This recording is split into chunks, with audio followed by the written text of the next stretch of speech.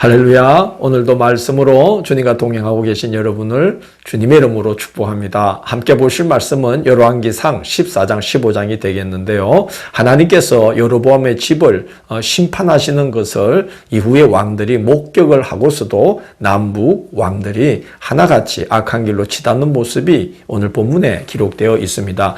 여로보암의 죄를 하나님께서 심판하시는데요. 그의 아들 아비야가 병들어 죽게 됩니다. 그러자 혹시 살릴 수 있을까 해서 하나님의 사람 아이야에게 아내를 보내어서 도움을 청하는데 하나님은 아이야를 통해 여로보암의 악행을 신랄하게 책망하시기를 14장 9절을 보면 나를 내 등 뒤에 버렸도다라고 하나님께서 신랄하게 책망하십니다. 책망하시고 심판을 예고하시는데 14장 11절을 보면 여로보암의 집을 맑게 썰어버릴 것이다 라고 경고하십니다. 어느 정도로 맑게 썰어버리시느냐? 하나님을 향하여 선한 마음을 품었던 이 아비야, 곧 죽게 될 이 아비야 외에는 여로보암 집안 사람들은 성읍에서 죽는 자는 개가 먹고 들에서 죽는 자는 공중에 새가 먹게 될 것이다. 그래서 편안히 그 무덤에 안장될 자는 바로 이 아비야 외에는 아무도 없다라고 예고를 하십니다. 왕조를 다 번에 썰어버리시는 하나님이신데 한 개인은 어느 정도겠습니까? 우리는 하나님의 심판의 대상이 되지 말고 평생이 하나님의 은혜 베푸실 대상이 되도록 그렇게 살아야 되겠습니다. 15장 25절 이하는 하나님이 예고하신 대로 심판이 이행되는 모습이 기록되어 있는데요. 여로보암의 아들 나답이 왕이 되어 2년 동안 다스렸는데 아버지 여로보암의 길로 행하여 악행을 일삼습니다. 그러자 이사갈 족속에 바아사라는 자가 반역을 일으켜서 나답을 죽이고 왕이 되는데 15장 29절을 보면 이런 기록이 있습니다. 왕이 될 때에 여로보암의 온 집을 쳐서 생명이 있는 자를 한 사람도 남기지 아니하고 다 멸하였는데 여호와께서 그의 종 실로 사람 아이야를 통하여 하신 말씀과 같이 되었으니 라고 기록이 되어 있습니다. 그런데 이 바아사라는 자가 한 왕조를 완전히 맑게 썰어버린 그런 사람이니까 얼마나 포악하며 얼마나 잔악한 자겠습니까? 그런데 그런 사람이 북이스라엘 왕이 되어서 24년을 다스리면서 악행을 일삼습니다. 우리가 정말 악한 사람을 지도자로 세워서 그 사람을 4년, 5년 이렇게만 겪어도 사람들이 얼마나 힘들어한 역사들이 우리 지난날 역사들에 꽤 있지 않았습니까?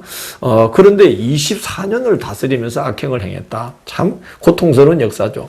15장 34절을 보면 바아사가 여호와 보시기에 악을 행하되 여로보암의 길로 행하며 라고 기록되어 있습니다. 북이스라엘 왕들에 대한 기록이 나올 때 여로보암의 길로 행하여 이렇게 기록이 나오면 악한 왕이구나 이렇게 우리가 보면 됩니다. 또 남유다 왕들에 대한 기록 중에 악한 왕들에 대한 표현은 다윗과 같이 행하지 아니하여 라는 표현이 사용됩니다. 그래서 다윗 같지 않았다 그러면 악한 왕이구나 그렇게 보면 되겠습니다. 자, 이렇게 이제 북이스라엘에서 하나님의 심판이 진행되는 동안 남유다 왕국에서는 그럼 어떤 역사가 진행되는가? 첫 번째는 로보암이 우상 숭배를 하고 악을 조장함으로 인하여 하나님의 진노를 사게 됩니다. 하나님의 진노에는 심판이 따르게 되죠. 14장 25절에서 27절을 보면 애굽 왕 시삭이 올라와서 예루살렘을 쳐서 성전과 왕궁의 보물을 다 탈취해가고 솔로몬이 만든 금방패를 빼앗아갑니다. 이 금방패는 무엇에 쓰는고 하니 왕이 이렇게 왕의 보좌에 앉아있으면 그 양옆에 뒤에서 왕을 호위하면서 왕의 그 명예를 이렇게 보여주는 보여주는 그런 이제 방패죠. 전쟁에 쓰는 방패가 아니고 왕의 그 명예를 드높이는 그런 이제 시위대들이 들고 있는 방패인데 그 방패를 다 빼앗아가 버립니다. 그래서 로보암이 노스로 방패를 만들어서 시위대의 손에 들려줍니다. 참 비참하고 또 초라한 모습이지요. 하나님께서 그렇게 로보암을 낮추십니다. 로보암의 뒤를 이어서 그의 아들 아비얌이 왕이 됩니다. 15장 3절을 보면 아비얌에 대해서 이렇게 평가합니다. 그의 조상 다윗의 마음과 같지 아니하여. 이 말은 그는 악한 왕이었다 하는 것이죠. 별 업적 없이 북이스라엘 여로보암 왕과 전쟁으로 통치기간 3년이 다 지나갑니다. 그의 뒤를 이어서 그의 아들 아사가 왕이 되는데요. 15장 11절을 보면 아사에 대해서는 이렇게 평가합니다. 다윗같이 여호와 보시기에 정직하게 행하여 이렇게 기록되어 있습니다. 아사는 전반적으로 참 하나님의 뜻을 잘 받들었던 왕임은 틀림없습니다. 아사는 41년간 다스렸는데요. 이제 그 아사와 북이스라엘 이제 사이에 일평생 동안 전쟁이 있었는데, 그런 이제 그 복잡한 역사 중에도 그래도 이 아사는 우상을 없애고 그의 모친 마아가가 만든 아세라상을 불로 찍어서 불에 태워버리고 그 어머니의 태우의 위를 폐위를 시켜버립니다. 그렇게 하나님을 이제 올바르게 섬기려고 노력을 했던 사람이죠. 그런데 이제 이 아사와 바아사 사이는 전쟁이 오랬습니다. 그래서 그 일로 인해서 한 가지 실수를 하게 되는데, 북이스라엘의 바아사 왕이 남유다와 북이스라엘의 경계에 있는 지역에 그 국경지대에 라마라는 성읍을 건축해서 백성들이 남유다를 왕래하는 것을 차단하려고 이제 라마를 건축하게 됩니다. 우리나라로 치면 이제 38선을 이제 철책선을 놓게 되는 그런 셈이죠. 그런데 이제 이 일로 인해서 아사가 실수를 하게 되는데요. 아람 왕 베나닷을 불러들여서 바사를 치게 합니다. 그렇게 해서 이제 라마를 건축하지 못하게 하고, 라마를 건축하려고 했던 그 자재들을 가져와서 자신이 이제 남유다에 몇 개의 성읍을 세우게 되는데요. 근데 이 아람 왕 베나닷을 끌어들이느라고 이 아사가 하지 말아야 될 일까지 하게 되는데, 성전 곳간의 은금을 모두 꺼내어서 이제 그 베나닷에게 주면서 원병을 청하게 됩니다. 물론 와서 이제 도움은 줬죠. 그래서 바하사의 군대가 물러가게는 했지만 이제 이때부터 설설 이방 나라들이 남북 왕국에 얼씬거리기 시작합니다. 그래서 외세를 끌어들인 정말 결정적인 실수를 하게 되는 거죠.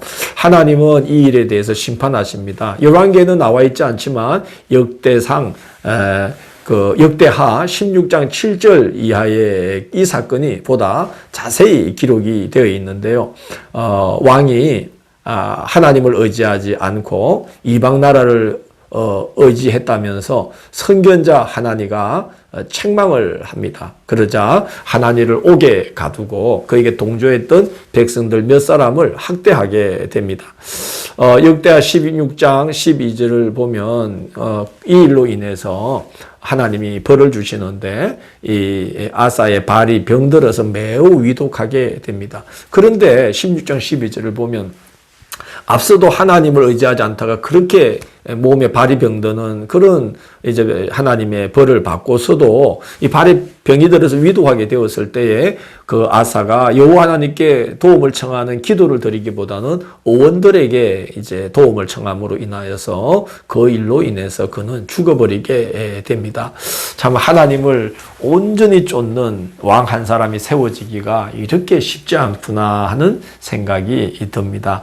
내일 4월 23일 금요일은 열왕기상 16장에서 18장을 엘리야를 준비해 놓으시는 하나님이라는 제목으로 살펴보겠습니다. 오늘도 함께 해주셔서 감사합니다. 기도하겠습니다. 주님, 저희들이 하나님을 온전히 따르며 온전히 섬기며 하나님의 뜻을 온전히 받드는 하나님의 마음에 합한 자로 세워질 수 있도록 인도하여 주옵소서. 그래서 우리의 평생이 하나님의 심판의 대상이 아니라 하나님의 은혜 베푸시는 자들로 시온의 대로를 열어주시고 형통케 하시는 자들로 우리가 세워질 수 있도록 인도하여 주옵소서. 예수님 이름으로 기도드립니다. 아멘.